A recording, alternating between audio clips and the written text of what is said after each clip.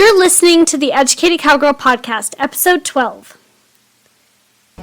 Hey Cowgirls, welcome back to another episode of the pod. I'm so glad you are listening and hopefully learning so much from the show and the wonderful guests I've had so far. I don't know about you, but the start of October not only means fall, but to me, it sends this signal to my brain of, oh my gosh, there are only 3 months left in the year and I need to start thinking about where I'm at in my plan.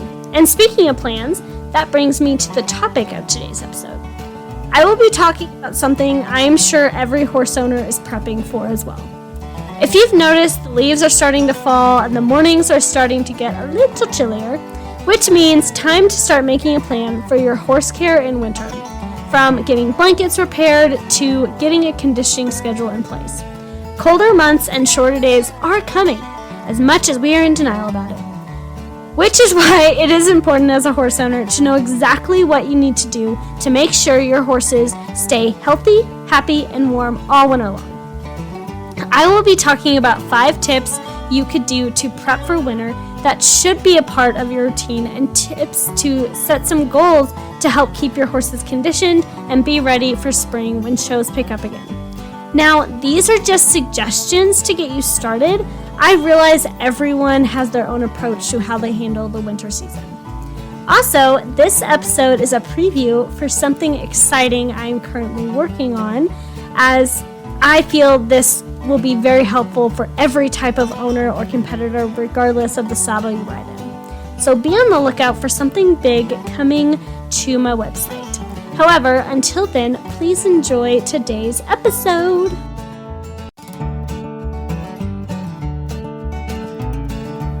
Hey, and welcome to the Educated Cowgirl Podcast, hosted by yours truly. My name is Abby Carpenter, and I am a cowgirl and equestrian through and through. I started this podcast wanting to make more of an impact in the equine industry. That's why I am making it my mission to help promote the industry to the public through sharing my love for horses through education and bringing other experts and professionals onto the podcast with me to discuss important topics that impact the horse community.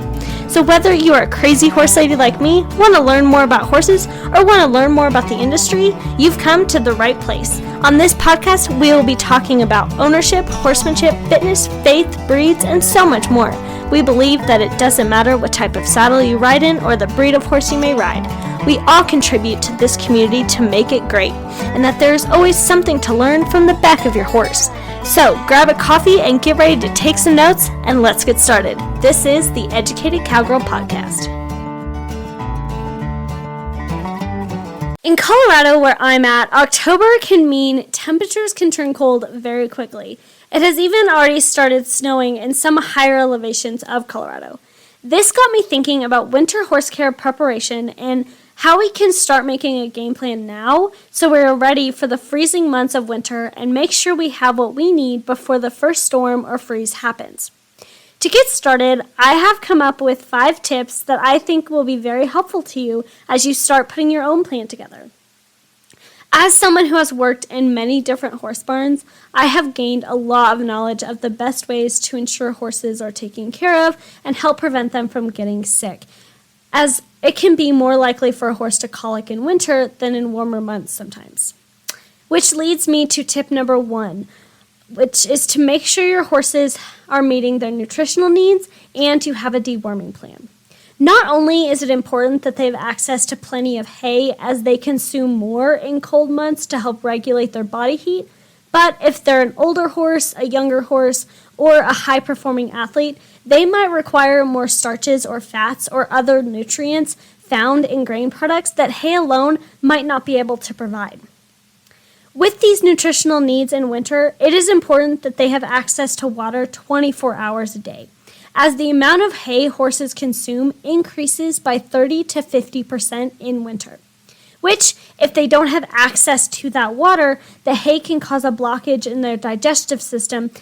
And if you didn't know this already, horses don't have a gallbladder and can't throw up, which is how they colic. As we know, water freezes, and this can be a pain, but draining hoses at the end of the day and leaving them unhooked from the hydrant is a must. unless you have automatic waterers, but those can freeze over as well, so make sure to check them. I have forgotten to unhook hoses and drain them, and let me tell you, a frozen hose in the morning is not fun. What I like to do, and this only takes a few extra minutes during chores, is when you're draining hoses, to go through each section of the hose, hold it up to make sure all the water drains out properly. And it makes it easier to coil it up neatly to keep your hoses from getting kinked. I know everyone has a different approach of when and how often to deworm your horse, whether it's every 10 weeks or only at certain times of the year. Something my mom taught me and something I've implemented for myself is I will deworm and do fall vaccinations right after the first freeze of the year, which if you're new to horse ownership, this can help you set a timeline of certain times of the year, and it can be a reminder for yourself. But as always, this depends on your individual horse and the amount of work they're doing. Some may need a more regular schedule. You can always ask your vet as well what they recommend. Number 2, blankets. This seems to be a question on every horse owner's mind. To blanket or not to blanket. Now, I could probably do an entire episode about blankets, from materials to where to go to repair them, brands, etc. But for the sake of this episode, I will shorten it as much as I can. This is very dependent on if your horse lives indoors in a stall or in a pasture with a shed like my horse. Many different factors come into play when deciding how or when to blanket your horse. The age of your horse. Some very young or older horses can't tolerate the colder temperatures as well, so you might need to blanket a little heavier. If they live outside and don't have access to a shed to get out of the wind and blowing snow, as the wind can make it seem so much colder, ask anyone who lives in Wyoming or northern Colorado. However, if they do live outside and have a decent winter coat and they have a shed and it's above the freezing temperature, they can get away without wearing a blanket. If they have a lower body condition score or a lower weight. If they have a body coat that's conditioned for shows and they have less of a winter coat to protect them. Another blanket factor to consider is to make sure they are made of a waterproof material, as a wet blanket not only makes the horse colder and makes them uncomfortable, but can cause some other issues. If you want to know the best brands, you can ask your fellow horse friends what they use. If you have a trainer, you can ask them, or get on the old Google search and do some research. This also brings up questions of, should I blanket heavier or medium or light blankets? Should I put on more than one blanket? Now, for newer owners, you might hear me or others talk about blanketing heavier or lighter and be thinking, what the heck does that mean? To put it simply, it just means the weight of the blankets you are putting on your horse. If the temperatures are below freezing, usually you blanket heavier. And if it's cold but not horrible, a lighter or medium-weighted blanket is fine. This also brings up blanket fit, as a blanket that's too small is not only uncomfortable, but it can cause the hair to rub off on their shoulders and other places. On the flip side, a blanket that's too big can easily get torn up and fall off, which the horse can get tangled up in and injure themselves. Also, constant blanket repairs can be a costly expense. An easy way to start measuring your horse for a blanket is to take a measuring tape or a piece of twine or string and start at the center of their chest and run it down their side until you reach where their tail is, and however many inches that is the size of the blanket you need. If you're a more visual person and need to see how to do it, I have put a link to a YouTube video in the show notes. And on sunny winter days when they're turned out, blankets, of course, may not be needed as they will enjoy having the sun on their backs. And as we know, this can be a luxury in winter. Number 3, maintain your regular hoof care routine. Even though horses' hooves grow slower in winter, their hooves are more prone to build up ice or snowballs, which can get hard packed in the bottom of their feet, making it harder for them to walk, more prone to slipping, and it puts more stress on their tendons and joints. Also, working on uneven or frozen ground can cause sole bruising, so if you're riding outside or in an indoor arena that is more affected to freezing in below 20-degree weather, proper upkeep of your riding facilities is important to ensure their safety and well-being in winter. If you're not planning to show or ride heavily in winter, sometimes it's better to remove their shoes during this time of year, as being barefoot can provide better traction over snow and ice. Number 4, conditioning or exercise routines. As we know, winter means shorter days, and that often means less time to ride and exercise our horses. And for horses that live in a stall or a run, this can mean limited access to be able to run and stretch their legs, which can cause their legs to get stocked up or swelling in the lower leg. If you don't have access to pastures or a walker or a round pen, you can make sure they get exercise through lunging, of course, hand walking them if needed, or look up local arenas in your area that you might be able to trailer to, as most of them have at least one night a week with an open ride night. Something also to consider when exercising and conditioning in winter is proper cool downs, as leaving them hot and sweaty can lead to illness when it's cold.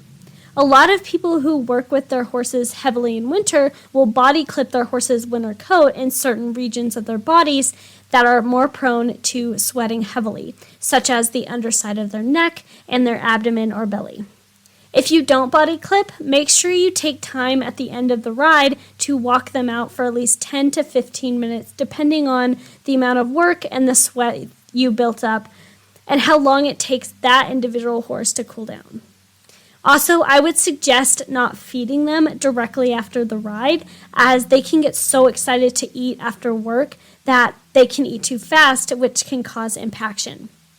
This is also a good time to assess your current exercise schedule and see if you need to make any adjustments that might better suit your horse and their needs that can help you both be more successful in competition. That leads me to my 5th and final tip. Winter can come with a lot of planning and a lot of struggles as we're spending less time in the saddle riding due to weather. It can also be a good time to slow down and reassess our goals and what we want to work on or accomplish in the next year.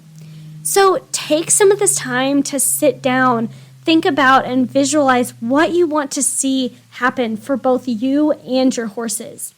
Then take out your journal, a planner, whatever works for you, and write down your short and long-term goals and make a plan that is attainable to achieve them. Work on your fitness goals and also use this time to spend more time with your horse out of the saddle, as I believe the better your bond is with your horse, the more you will work together as a team. You can learn so much about yourself as a rider and your horse during the winter months, even if you're not riding. This can help you with the vision you have for your business, show season, or where you want to see your life with horses go. As I heard Ed Milet say on a recent podcast episode of his, it takes leaders with vision to help people with dreams. Let me say that again. It takes leaders with vision to help people with dreams. We are all leaders in the equine industry, and we all have a vision for where we want to see it go. Not only for ourselves and our own goals, but for each other and the community. I really hope these tips were helpful and you feel inspired to start thinking about your winter horse care and exercise routines. These are only suggestions from my past experience as an owner, working in different barns, and other sources I have listed in the show notes. I understand that every horse and rider are different and may approach the colder months differently, but hopefully this will get you started in the right direction. Your winter horse care plan is very important when it comes to the health and safety of your horses and your success in competitions. I will say again the 5 tips as a quick reminder for you.